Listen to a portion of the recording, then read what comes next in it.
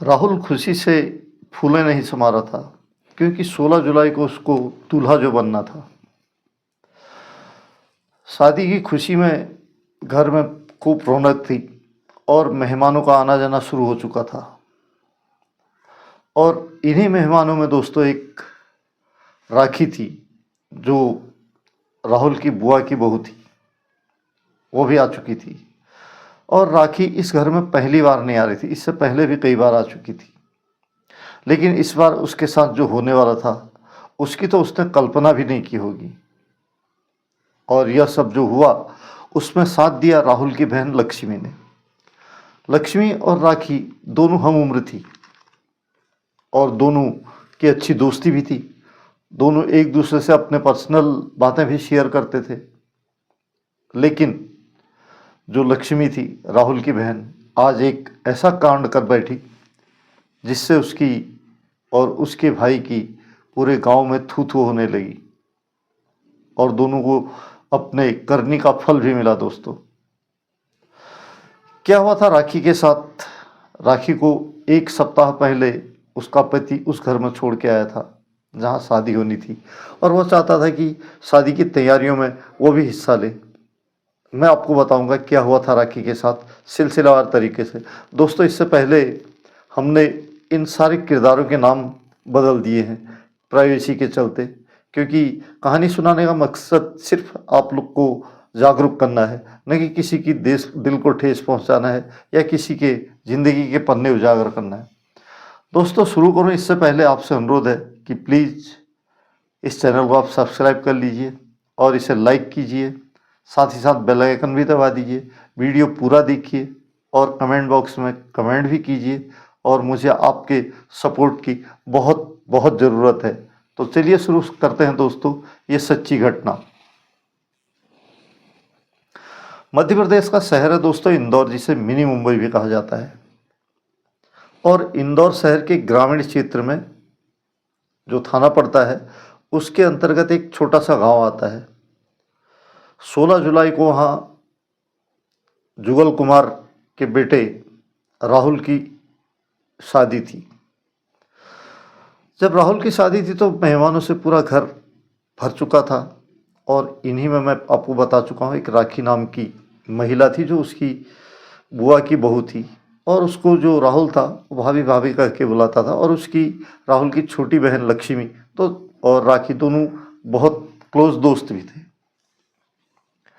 अब जब शादी की तैयारियां जोरों पर थी तो जो राखी का हस्बैंड था वो एक सप्ताह पहले ही अपनी पत्नी को वहाँ छोड़ के गया था और वो ये चाहता था कि जो शादी की तैयारियां हैं उसमें वो पूरी तरह से हिस्सा ले और वहाँ तैयारियों में उसका हाथ बटाए। तो लेकिन यहाँ जो हुआ था उसकी वो कल्पना भी नहीं कर पाया। तो दोस्तों, जब हिंदू रीति रिवाज में 3 दिन पहले जो राखी की वो माफ़ कीजिएगा जो 3 दिन पहले जो मेहंदी रस्म होती है वो रस्म शुरू होनी थी। और इसके लिए दोस्तों जो राहुल की बहन लक्ष्मी थी उसने अपनी भाभी, वो भी भाभी कहती थी राखी को तैयार कर लिया। उसने राखी से कहा कि भाभी आज हम भैया को मेहंदी लगाएंगे। तो राखी ने कहा ठीक है लगाएंगे, उसमें क्या है, क्योंकि ये तो शगुन है। लेकिन उससे पहले वो राखी लगाते तो जो लक्ष्मी थी उसने अपनी भाभी से एक चीज़ पूछा कि भाभी आजकल लड़कियां दुल्हन बनने से पहले न जाने कहाँ कहाँ मेहंदी लगाती हैं। ये मेहंदी लगाती तो हैं मगर दिखाती किसको होंगी, तो इसे देखता कौन होगा। तो उसकी भाभी राखी ने कहा कि उसको वो अपने पति के लिए, पति को दिखाने के लिए लगाती हैं। तो पति को दिखाने के लिए लगाती है। तो जो लक्ष्मी थी उसने कहा अपनी भाभी से कि भाभी आज आप भैया को भी उसकी जांघों तक मेहंदी लगा दो ताकि उसकी दुल्हन देखे तो खुश हो जाए। तो राखी ने लक्ष्मी से कहा क्या बात कर रही है, वो बच्चा है क्या, अगर बच्चा भी होता तो भी नहीं लगाती। तो जो लक्ष्मी थी उसने कहा क्या भाभी किस युग में जी रही हो, आजकल तो सब कुछ चलता है। तो उसने जैसे तैसे राखी को उसके भाई के घुटनों तक मेहंदी लगाने के लिए राजी कर लिया। अब दोस्तों, जब राखी लगनी थी। तो उस दिन 14 जुलाई थी। 14 जुलाई को लक्ष्मी ने कहा चलो भाभी आज भैया को राखी लगा वो मेहंदी लगा देते हैं। तो जो राखी थी उसने कहा चलो लगाते हैं, लेकिन यहाँ वो गेम खेल गई। उसने कहा भाभी अभी नहीं, शाम को लगाएंगे, अभी हम घोल के रख देते हैं। तो राखी ने कहा ठीक है, और राखी इन सारी चीज़ों से अनजान थी। तो जब शाम को सब लोग सो गए, रात को 11 बजे जो लक्ष्मी थी वो राखी को लेकर राहुल के कमरे में पहुंची ऊपर। तब राहुल जग रहा था और वो नशे में भी था, उसने शराब पी रखी थी। तो वो उसने जब अंदर दरवाज़ा खोला, अपनी भाभी को लेके गई राखी को, तो उसने राहुल से कहा कि भैया मैंने घुटनों तक भाभी को तैयार कर लिया है, बाकी आप भाभी देवर हो, कितना तैयार कर सकते हो ये आपकी ऊपर डिपेंड करता है। तो जब अंदर गए तो राखी वहाँ से, जो लक्ष्मी थी वहाँ से जाने लगी। तो राखी ने उसका हाथ पकड़ लिया, उसने कहा तू कहाँ जा रही है, बैठ इधर। तो जो लक्ष्मी थी उसने कहा तुम दोनों भाभी देवर हो, तो दोनों की दाल भात में मैं क्यों मुसलसन बनूं। तो यह कहकर उसका हाथ छिड़क के निकल गई। तो वो निकली तो जो राखी थी वो भी जाने लगी। तब तक जो राहुल था उसने उसका हाथ पकड़ लिया, उसने उसको अपनी तरफ खींचा और कहा कि भाभी 2 दिन बाद आपकी देवरानी आ जाएगी, उससे पहले आप अपने देवर को ट्रेनिंग दोगी क्या। यह सुनकर जो राखी थी वो एकदम सकवका गई। उसने कहा कि किस तरह की बातें कर रहे हो, अभी आपको सोना चाहिए। मगर जो राहुल था उसका तो आज कुछ मन ही कुछ और था।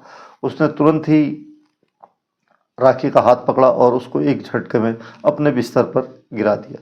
जब बिस्तर पर गिरा दिया तो राखी छटपटा कर रह गई और वो कुछ बोल भी नहीं पाई। इसलिए नहीं बोल पाई क्योंकि वहाँ मेहमानों से पूरा घर भरा था और उसको अपने साथ साथ अपने घर की भी बदनामी की फिक्र थी।